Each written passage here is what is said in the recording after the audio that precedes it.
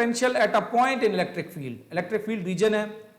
अब हमारे पास, हम हमेशा इलेक्ट्रिक पोटेंशियल की जब बात करते हैं तो हम पोटेंशियल डिफरेंस की बात करते हैं। हम दो पॉइंट्स लेते हैं, जैसे हमने एक पॉइंट बी लिया हुआ है और एक पॉइंट ए लिया हुआ है। वो कहते हैं कि सपोज कर लें जो आपका ए पॉइंट है इसको आप इन्फिनिटी पे ले जाएं, या इन्फिनिटी का मतलब है आप इसको इलेक्ट्रिक फील्ड के रीजन से बाहर ले जाएंगे, तो वहां पे जो आपके पास इलेक्ट्रोस्टैटिक फोर्स होगी उसकी वैल्यू जीरो आ जाएगी। अगर उसकी वैल्यू जीरो आ जाती है तो वो हमारे लिए वो पॉइंट जो है ना वो इन्फिनिटी होगा, चाहे वो करीब हो चाहे वो दूर हो। अगर वो फोर्स जीरो हो गई है तो वी ए की वैल्यू भी क्या हो जाएगी, जीरो हो जाएगी। तो इस इक्वेशन को आप सिंप्लीफाई कर लें तो V B equal to W B over Q naught. इसका मतलब ये हुआ कि इलेक्ट्रिक फील्ड के अंदर जो आपने पहले दो पॉइंट्स बनाए हुए थे अब एक पॉइंट होगा। अगर एक पॉइंट है तो जब दो थे तो इसलिए आपने एक को बी कहा हुआ था एक को ए कहा हुआ था। अगर पॉइंट ही एक है तो उसको बी और ए से बताने की जरूरत नहीं है, उसको आप जनरल फॉर्म में बता सकते हैं, V equals to W over Q naught, V equal to W over Q naught. यहां पे आप बता भी सकते हैं किस चीज की इक्वल होगा, वर्क कितना करवाया है और चार्ज कितना रखेंगे 1 यूनिट। और ये वर्क कहां से होगा, क्योंकि आप दूसरा पॉइंट आपका ए अंदर नहीं है, वो कहां पे है, इन्फिनिट पॉइंट पे है। From infinity to that point keeping it in equilibrium. तो ये है अगर आप एक पॉइंट अंदर रखें और एक पॉइंट बाहर रखें। आखिरी बात, पोटेंशियल या पोटेंशियल डिफरेंस, ये क्या है, स्केलर क्वांटिटी है। क्यों, क्योंकि ये जिन दो क्वांटिटीज पे डिपेंड करता है उसमें एक वर्क है और एक चार्ज है, और ये दोनों क्या है, स्केलर्स हैं। दिस इज ये सारा कुछ जो हमने आज किया है ये था electric potential at a point in electric field. इसके साथ हम एक और कंसेप्ट लेंगे, वो है इलेक्ट्रिक पोटेंशियल का और इलेक्ट्रिक फील्ड के दरमियान क्या रिलेशनशिप है, उसको भी हम अंडरस्टैंड करेंगे। ये पोटेंशियल ग्रेडियंट की फॉर्म में आपसे जो है ना डेफिनेशन पूछी जा सकती है, बहुत आसान है। इसको अंडरस्टैंड करने के लिए मैंने यहाँ पे कुछ डायग्राम इजाफी बनाई है ताकि आप इसको बेटर वे से अंडरस्टैंड कर सकें। ये हमने एक सपोज कर लें एक इलेक्ट्रिक फील्ड लाइन ली हुई है और ये पॉइंट ए है और ये पॉइंट बी है, जैसे वहाँ पे मौजूद था।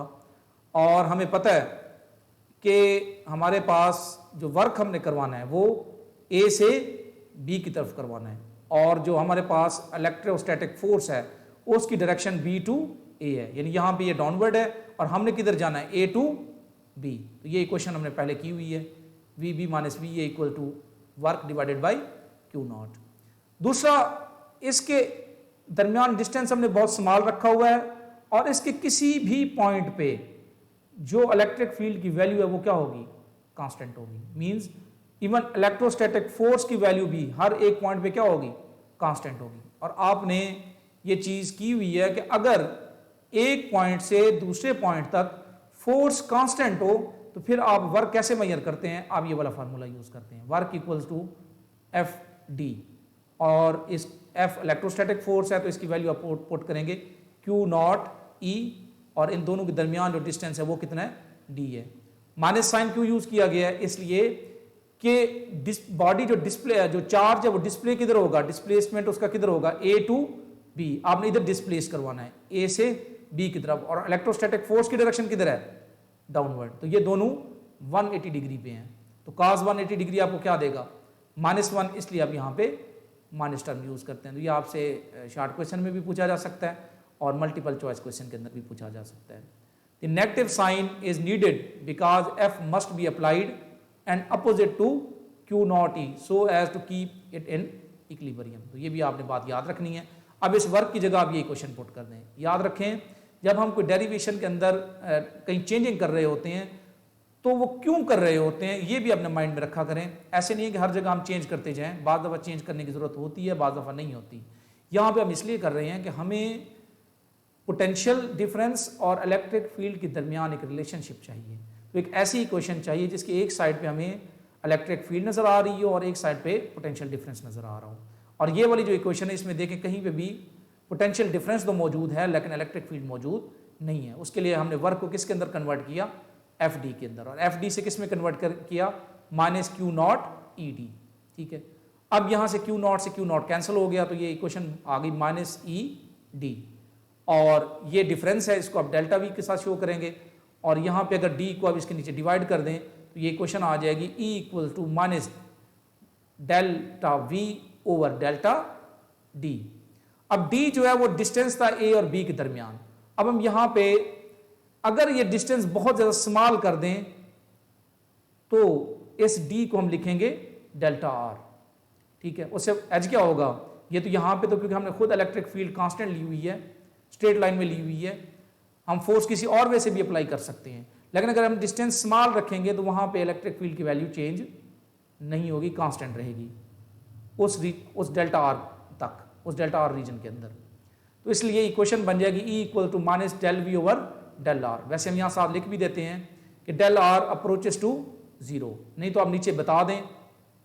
अब ये इक्वेशन क्या बता रही है, ये इक्वेशन जो बता रही है, ये V एक स्केलर फंक्शन है, एक स्केलर क्वांटिटी है। जब हम उस पे डेल आर अप्लाई करते हैं, यानी V के अंदर change with respect to del R, we call it gradient. और ये किसके अंदर चेंज है, पोटेंशियल के अंदर, तो हम इस टर्म को नाम देंगे पोटेंशियल ग्रेडियंट का। This term is called potential gradient. और अगर हम पोटेंशियल ग्रेडियंट लेते हैं तो इसकी मदद से जो वैल्यू हमें मिलेगी वो किसकी मिलेगी, इलेक्ट्रिक फील्ड की। तो हम कह सकते हैं कि पोटेंशियल ग्रेडियंट की मदद से हम इलेक्ट्रिक फील्ड मेजर कर सकते हैं, या potential gradient equals to electric field. दोबारा सुन लें, और electric field is a vector quantity. इसका मतलब ये हुआ कि जब आप डेल आर ये वाला फंक्शन अप्लाई करते हैं, एक स्केलर ये वाला ऑपरेटर अप्लाई करते हैं एक स्केलर फंक्शन पे, तो आपको जो रिजल्टेंट मिलेगा वो वेक्टर क्वांटिटी होगी, ठीक है। तो potential gradient equals to electric field. Potential gradient आपको किस चीज के बारे में बताता है, इलेक्ट्रिक फील्ड के बारे में बताता है, ठीक है। अब इसको हम यहां से और ज्यादा, ये जो मैंने किया हुआ ये आपने लाजमी याद रखना है, इसको लाइन बाय लाइन आप उसी तरह लिखेंगे। The quantity delta V over delta R gives the maximum value of the rate of change of potential with distance। क्यों, क्योंकि डेल आर जो है ये आपने, ये चेंज ऐसे भी तो हो सकता है, फोर्स ऐसे भी तो अप्लाई हो सकती है, उसके साथ फिर एंगल आ जाएगा। ये हम नेक्स्ट क्लासेस के अंदर करते हैं, क्योंकि शॉर्टेस्ट डिस्टेंस जो है वो स्ट्रेट लाइन में होता है। शॉर्टेस्ट डिस्टेंस किस में होगा, स्ट्रेट लाइन में होगा। इसका मतलब है अगर ये वाली वैल्यू जितनी ज्यादा स्मॉल होगी, कम से कम होगी, इसकी वैल्यू उतनी ज्यादा मैक्सिमम होगी। तो ये बात आपने याद रखनी है। तो क्योंकि ये नीचे गिवन है तो यहां पे भी वही बता रहा है कि del V over del R gives maximum value of the rate of change of potential. ये देखें, rate of change of potential with respect to R, this is called potential gradient. और पोटेंशियल ग्रेडियंट की मदद से आपने क्या major करना है, इलेक्ट्रिक फील्ड। यहां पे भी यही वो चीज बता रहा है। The quantity delta V over delta R gives the maximum value of the rate of change of potential with distance because charge has moved along a field line along which distance del R between two plates is minimum। और वो कौन सा होता है, उसको किधर move होना पड़ेगा, A to B straight line में, क्योंकि ये शॉर्टेस्ट डिस्टेंस है। It is known as potential gradient, ठीक है। और यहां पे ये भी पूछा जा सकता है कि ये नेगेटिव साइन क्या बता रहा है। यहां पे आपको नजर आ रहा है कि अगर मैं यहां पे पोटेंशियल को शो करूं तो A टू B की तरफ जाते हुए पोटेंशियल यहां पे 4 है, 6 है, 8 है, या 10 है, ये मैंने सपोज किया हुआ है। तो इसका मतलब अगर आप A से B की तरफ जा रहे हैं तो इधर पोटेंशियल इंक्रीज हो रहा है, लेकिन इलेक्ट्रिक फील्ड की डायरेक्शन किधर है, B टू A, ऊपर से नीचे की तरफ, जो हमने एग्जांपल ली है। अगर आप ऊपर से नीचे की तरफ आए तो इलेक्ट्रिक पोटेंशियल की वैल्यू कम हो रही है। तो नेगेटिव साइन क्या बता रहा है कि इलेक्ट्रिक फील्ड किस डायरेक्शन में है, डिक्रीजिंग पोटेंशियल की डायरेक्शन में। किस साइड पे है, डिक्रीजिंग पोटेंशियल। जिधर पोटेंशियल यानी इलेक्ट्रिक फील्ड एक वेक्टर क्वांटिटी है और जो V है वो एक स्केलर फंक्शन है। तो हम जब उस पर ऑपरेटर अप्लाई करते हैं तो हम एक स्केलर फंक्शन को किस में कन्वर्ट कर देते हैं, वेक्टर फंक्शन के अंदर। तो उसमें ये डायरेक्शन हम यहां शो करवा रहे हैं वो क्या है कि इलेक्ट्रिक फील्ड किधर डिक्रीज हो रही, इलेक्ट्रिक फील्ड की डायरेक्शन किधर है, जिधर V की वैल्यू कम हो रही है। तो ये नेगेटिव साइन का मतलब है, ये भी आपने लाजमी बताना है। The negative sign indicates that direction of E is along decreasing potential, जिधर पोटेंशियल कम हो रहा है। तो ये था electric potential at a point in electric field, या रिलेशन है किसके दरमियान, इलेक्ट्रिक पोटेंशियल और इलेक्ट्रिक फील्ड के दरमियान। अब यहाँ से अगर इलेक्ट्रिक फील्ड का यूनिट देखा जाए तो V का यूनिट वोल्ट होगा और R का मीटर होगा। Unit of E is volt पर मीटर, तो वोल्ट पर मीटर, और वैसे आप इसका यूनिट लेते हैं न्यूटन पर कूलम। तो ये न्यूटन पर कूलम कैसे बनता है, ये भी एक अलग शॉर्ट क्वेश्चन है, इसको हम यहाँ से देख सकते हैं। हमने पहले इस लेफ्ट हैंड साइड को लिया 1 वोल्ट पर मीटर। अब वोल्ट जो है वो आपको पता है work done per unit charge, तो वर्क की जगह जूल पुट करेंगे और क्यू की जगह आप कूलम पुट करेंगे, और जूल को फिर आप ओपन करें तो वर्क किस चीज़ की इक्वल होता है, FD के, तो हम जूल की जगह क्या पुट करेंगे, न्यूटन मीटर। मीटर से मीटर कैंसिल, तो बाकी क्या रह जाएगा 1 न्यूटन पर कूलम। तो ये शॉर्ट क्वेश्चन भी आपने इसके साथ करना था।